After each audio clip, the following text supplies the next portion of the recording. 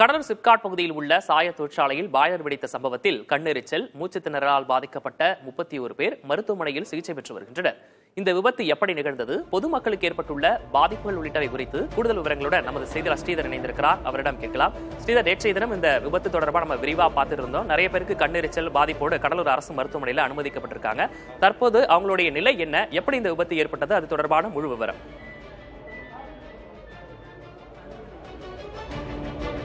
கடலூர் சிப்காட் பகுதியில் செயல்படும் loyal fabric தொழிற்சாலையில் நேற்று இரவு திடீரென 6 லட்சம் லிட்டர் கொள்ளளவு கொண்ட இந்த சாய கழிவுகளை அடக்கி வைத்திருந்த அந்த பாய்லர் வெடித்திருக்கிறது. பொதுமக்கள் எதிர்பார்க்கப்படாத அளவுக்கு அந்த பாதிப்பு என்பது இருப்பதாக சொல்லப்படுகிறது. தொடர்ந்து அந்த பகுதி குடிகாடு பகுதியில் ஏற்கனவே பல்வேறு விதமான தொழிற்சாலை கழிவுகளும் புகையும் அதிகமாக இருக்கும் காரணத்தால் அந்த பகுதி முழுவதுமாக வசிக்க முடியாத நிலைக்கு தான் அந்த தொழிற்பேட்டை சுற்றி உள்ள கிராமங்களும் நகர பகுதியும் இருக்கிறது.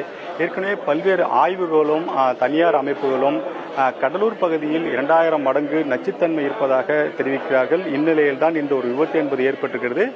குறிப்பாக துணிகளுக்கு சாயமேற்றும் தொழிற்சாலையில் தேக்கி வைக்கப்பட்ட கழிவுநீர் பாய்லர் வெடித்த காரணத்தினால் கிட்டத்தட்ட 31 பேர் நேற்று இரவு நேரத்தில் நடந்த சம்பவத்தால் 31 பேர் கண்ணெரிச்சல் மற்றும் வாந்தி மயக்கத்தால் பாதிக்கப்பட்டார்கள். அவர்கள் தீயணைப்புத்துறை மற்றும் காவல்துறையால் மீட்கப்பட்டு கடலூர் அரசு மருத்துவமனைக்கு கொண்டு வந்து சிகிச்சைக்காக அனுமதிக்கப்பட்டிருக்கிறார்கள். அது மட்டுமில்லாமல் அந்த தொழிற்சாலையை மூட வேண்டும் என்று நேற்று இரவே கடலூர் சிதம்பரம் சாலையில் சாலை மறியல் நடைபெற்றது. அதே சமயத்தில் தற்போது வட்டாட்சியர் அலுவலகத்தில் முத்தரப்பு பேச்சுவார்த்தை நிர்வாகம், அந்த பகுதி மக்கள் மற்றும் வருவாய்த்துறை அதிகாரிகள் பேச்சுவார்த்தையில் ஈடுபட்டு வருகிறார்கள்.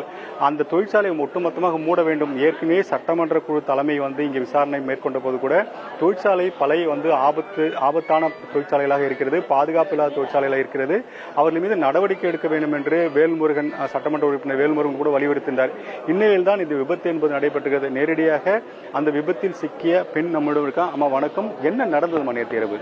சார் 2 மணி இருக்கு சார். நான் தூங்கிட்டு இருக்கும் போது நிலநடுக்குனா நான் சுனாமி அது போல வந்துச்சுன்னு நினைச்சேன் சார். கடைசியில் அப்படி இல்லைன்னு சொல்லி பார்த்தா கம்பெனி பக்கத்துல லாயல் கம்பெனி இருக்கு, அந்த சேவூர் எல்லாம் உடைச்சி நேரம் அப்படியே எங்க வீட்டுல போர்ஸா அடிச்சு நாங்க தூங்கிட்டு இருக்கும் போது எங்களுக்கு ஒண்ணுமே புரியல. எங்களுக்கு தண்ணி எல்லாம் வருவேன்னு சொல்லிட்டு நாங்க பார்த்துட்டு ஏந்திருக்கவே முடியல. ஃப்ரெஷ் தண்ணி அந்த அளவுக்கு எங்களை முழுக அடிக்குது எங்களை. நாங்க என்ன பண்ணோம், என் பிள்ளைங்களை இட்டுட்டு வெளியில ஓடினோம் சார். வெளியில ஓடின உடனே என் பசங்க ஒரு பெரிய பொண்ணு அங்க மாட்டிக்கினா அப்புறம் கூட்டு என்ன ஒண்ணுமே பண்ணல. எங்க வீட்டுக்காரர் வெளியில இருக்கிறாங்க, சென்னையில இருக்காங்க. நாங்க 3 பேரும் அந்த அளவுக்கு அந்த கூப்பிடுறது ஹெல்ப் பண்றதுக்கு அந்த அளவுக்கு யாரும் இல்ல. ஒருத்தவங்க அந்த டமார்னு சத்தம் கேட்கவே ஊரு ஃபுல்லா ஏந்திச்சு அப்புறமேட்டா ஓடிந்து ஆம்புலன்ஸ் போன் பண்ணி எங்களை வர வச்சுட்டாங்க சார். ஹாஸ்பிட்டல் அட்மிட் ஆகியிருக்கேன் சார். அங்க இதுபோல்தான் ஒவ்வொருவரும் கடுமையான அதிர்ச்சியில் இருக்கிறார்கள். அந்த பகுதியில் என்ன நடந்தது என்று தெரியாத அளவிற்கு நேற்று இரவு நடந்த சம்பவம் விவரிக்கிறார்கள். இது மட்டும் இல்லாமல் நேற்று இரவு 20க்கும் மேற்பட்டோர் இங்கு சிகிச்சை பெற்ற வேளையில் தற்போது 31 பேர் அனுமதிக்கப்பட்டிருக்கார்கள். மேலும் ஒரு பெண் நம்மளோட இருக்கா.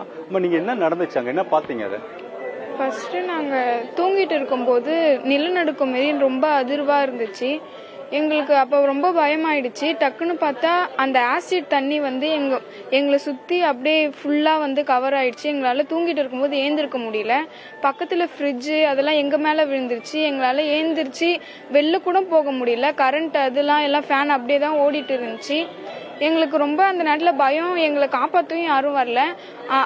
நாங்க எழுந்து அப்புறமேட்டு எல்லாரும் இது பண்ணி அப்புறமேட்டு தான் எழுந்து போனா எங்களுக்கு கை எரிச்சல் அந்த ஆசிட் தண்ணியால எங்களுக்கு ரொம்ப பாதிப்பு ஏற்பட்டுருச்சு. அதனால நீங்கள் கேட்டிருக்கலாம், ஒரு அதிர்ச்சியான ஒரு சம்பவத்தை தான் அவர்கள் அதிர்ச்சியிலிருந்து மீளாத அளவுக்கு அவர்கள் தெரிவிக்கிறார்கள். அந்த அளவு ஒரு விபத்து நேற்று இந்த குடிகாடு பகுதியில் நடைபெற்றிருக்கிறது. குறிப்பாக இந்த சாய தொழிற்சாலை மீது நடவடிக்கை எடுக்க வேண்டும் தொடர்ந்து வலியுறுத்தப்படுகிறது. அதே சமயத்தில் இந்த முத்தரப்பு பேச்சுவார்த்தையில் தொழிற்சாலை மூடப்பட வேண்டும், பாதிக்கப்பட்ட அனைவர்களுக்கும் இழப்பீடு வழங்க வேண்டும் என்ற ஒரு கோரிக்கை எழுகிறது. தொடர்ந்து மாவட்ட நிர்வாகம் இது சம்பந்தமாக விசாரணை மேற்கொண்டு வருகிறார்கள். கடலூர் மாவட்ட எஸ்பி ஜெயக்குமார் சம்பவ இடத்தில் நேரில் சென்று விசாரணை மேற்கொண்டிருக்கிறார். விசாரணையின் முடிவில் என்ன நடவடிக்கை எடுக்கப்படும், மாவட்ட நிர்வாகம் என்ன செய்ய போகிறது, தமிழக அரசு என்ன செய்ய போகிறது, பாதிக்கப்பட்ட மக்களுக்கு என்ன நிவாரணம் கிடைக்கப் போகிறது என்று அதன் பிறகுதான் தெரிய வரும். பாய்லர் வெடித்த போது என்ன நடந்தது, அதன் பிறகு என்ன பாதிப்புகள் ஏற்பட்டது என்பது குறித்து நேரடியாக பாதிக்கப்பட்டவர்கள் தெரிவித்ததையே பார்த்தோம். களத்திலிருந்து விவரங்களை வழங்கியமைக்காக நன்றி ஸ்ரீதர்.